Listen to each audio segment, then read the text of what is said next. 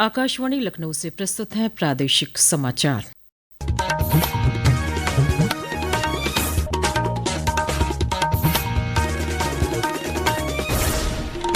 मुख्य समाचार। मुख्यमंत्री योगी आदित्यनाथ ने आज लखनऊ में की हर घर जल योजना की समीक्षा।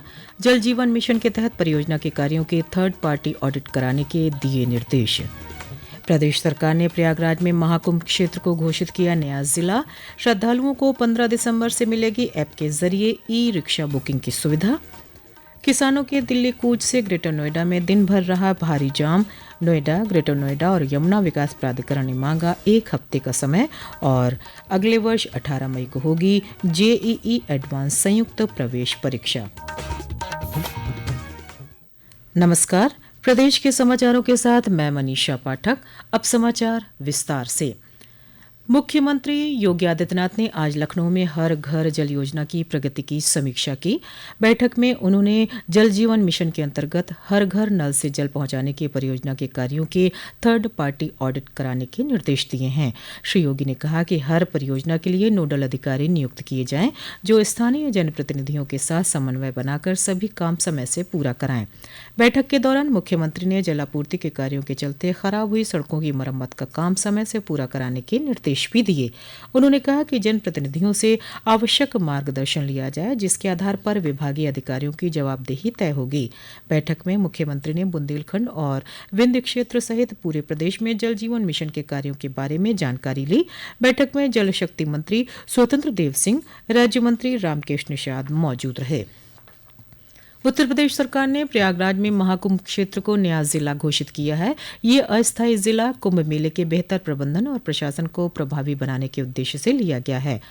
4 महीने के लिए बनाए गए इस जिले में सामान्य जिले की तरह ही काम होगा। इसके लिए डीएम, एसएसपी सहित सभी विभागों के पद सृजित किए गए हैं। महाकुंभ जिले में 4 तहसीलों सदर, सोरांव, फूलपुर और करछना के 67 गांवों को शामिल किया गया है। वहीं महाकुंभ के लिए प्रयागराज आने वाले श्रद्धालुओं को बेहतर लोकल ट्रांसपोर्ट की सुविधा देने के लिए ऐप के माध्यम से ऑनलाइन ई रिक्शा और ई ऑटो बुकिंग की सुविधा भी शुरू की जा रही है। पेश है एक रिपोर्ट। ओला और उबर की तर्ज पर अब महाकुंभ में ऐप के माध्यम से ई रिक्शा और ऑटो बुक किए जा सकेंगे। इन्हीं व्हीकल्स के ड्राइवर पूरी तरह प्रशिक्षित होंगे। खास बात यह है कि सभी ड्राइवरों को यात्रियों से अच्छा व्यवहार करने की ट्रेनिंग दी जाएगी। जिन श्रद्धालुओं को हिंदी या अंग्रेजी भाषा में दिक्कत है, उनकी सुविधा के लिए सभी ड्राइवरों को गूगल वॉइस असिस्टेंस की ट्रेनिंग भी दी जा रही है। सभी रिक्शा और ऑटो जीपीआरएस सिस्टम से ट्रैक किए जाएंगे। इनका किराया पूरी तरह से ट्रांसपेरेंट होगा, जो प्रति किलोमीटर के हिसाब से निर्धारित किया गया है। महिलाओं की सुविधा और सुरक्षा के लिए पिंक टैक्सी की भी सुविधा दी जाएगी, जिसमें महिलाएं ही चालक होंगी। 15 दिसंबर से श्रद्धालु और पर्यटक इस सुविधा का लाभ उठा सकेंगे। सरकार के इस कदम से ग्रीन महाकुंभ की अवधारणा को भी समर्थन मिलेगा। शैलेंद्र शर्मा, आकाशवाणी समाचार, लखनऊ। भगवान बुद्ध की महापरिनिर्वाण स्थली कुशीनगर में भी अयोध्या, वाराणसी और आगरा की तर्ज पर पर्यटक पुलिस के रूप में पूर्व सैनिकों की तैनाती होगी।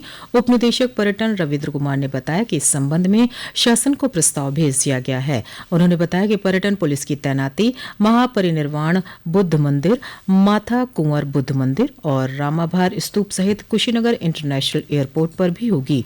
पर्यटक पुलिस के रूप में तैनात पूर्व सैनिक पर्यटकों को गाइड और सुरक्षा प्रदान करने के साथ अन्य आवश्यक सहयोग भी करेंगे।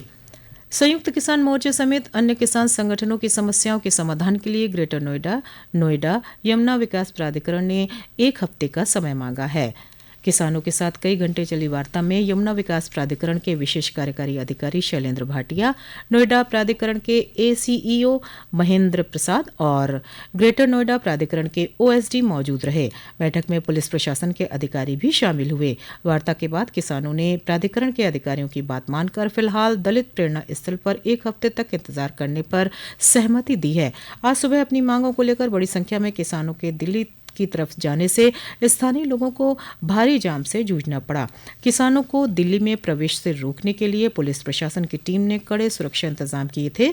यातायात सुगम बनाने के लिए पीएसी रैपिड एक्शन फोर्स भी लगाई गई। वहीं किसानों के आंदोलन को देखते हुए कई स्कूलों में कक्षाएं ऑनलाइन मोड पर चलाई गईं। प्रदेश कांग्रेस अध्यक्ष अजय राय समेत कांग्रेस कार्यकर्ताओं के एक दल को आज पुलिस ने संभल जाने से रोक दिया। कांग्रेस प्रदेश अध्यक्ष अजय राय इस दौरे के लिए आज सुबह ही लखनऊ स्थित कांग्रेस मुख्यालय पहुंच गए थे। संभल जाने से रोके जाने पर वो धरने पर बैठ गए। कांग्रेस के कार्यकर्ताओं ने नारेबाजी और हंगामा किया, पर भारी संख्या में मौजूद पुलिस बल ने उन्हें कार्यालय से बाहर नहीं निकलने दिया। फिलहाल संभल में 10 दिसंबर तक किसी भी बाहरी व्यक्ति के प्रवेश पर रोक है। ये समाचार आप आकाशवाणी लखनऊ से सुन रहे हैं। ताज़ा समाचार जानने के लिए आप हमारी वेबसाइट newsonair.gov.in पर लॉगिन कर सकते हैं। इसके साथ ही आप प्रादेशिक समाचारों का ये बुलेटिन हमारे YouTube channel news on AIR Lucknow पर भी सुन सकते हैं।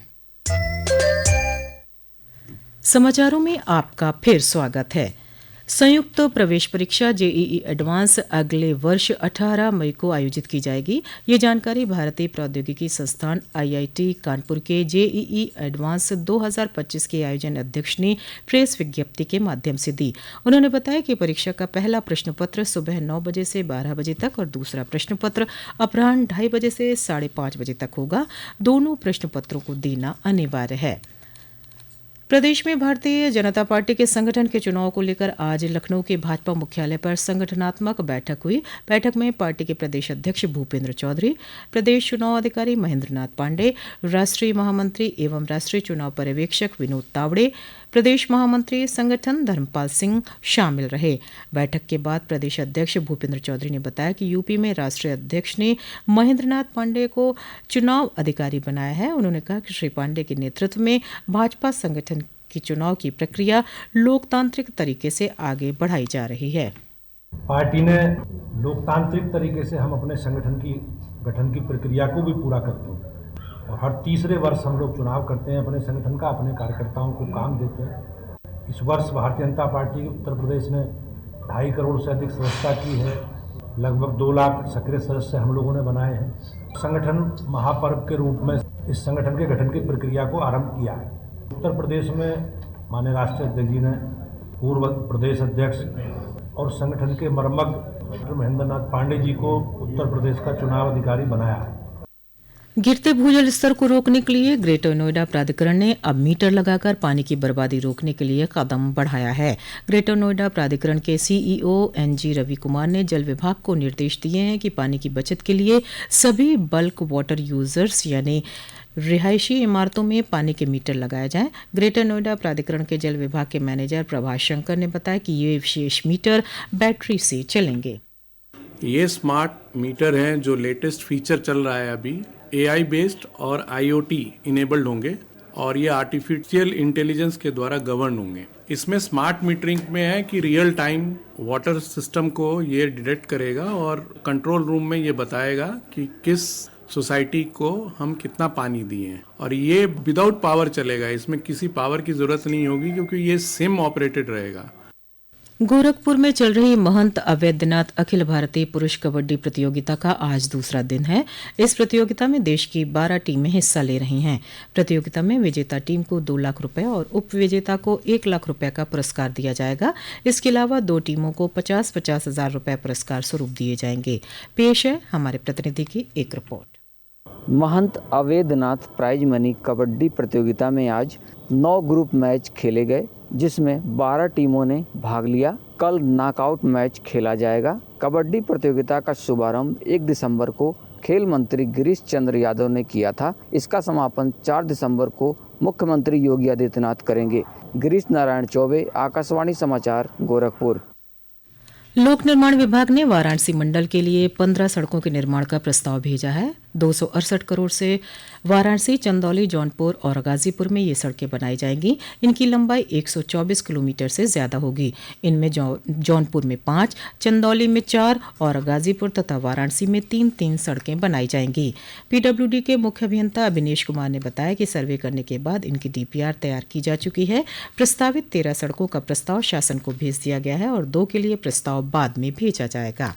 अंत में मुख्य समाचार एक बार फिर। मुख्यमंत्री योगी आदित्यनाथ ने आज लखनऊ में की हर घर जल योजना की समीक्षा। जल जीवन मिशन के तहत परियोजना के कार्यों के थर्ड पार्टी ऑडिट कराने के दिए निर्देश। प्रदेश सरकार ने प्रयागराज में महाकुंभ क्षेत्र को घोषित किया नया जिला। श्रद्धालुओं को 15 दिसंबर से मिलेगी ऐप के जरिए ई रिक्शा बुकिंग की सुविधा। किसानों के दिल्ली कूच से ग्रेटर नोएडा में दिन भर रहा भारी जाम। नोएडा, ग्रेटर नोएडा और यमुना विकास प्राधिकरण ने मांगा 1 हफ्ते का समय और अगले वर्ष 18 मई को होगी जेईई एडवांस संयुक्त प्रवेश परीक्षा। इसी के साथ प्रादेशिक समाचारों का ये बुलेटिन यहीं समाप्त हुआ। नमस्कार।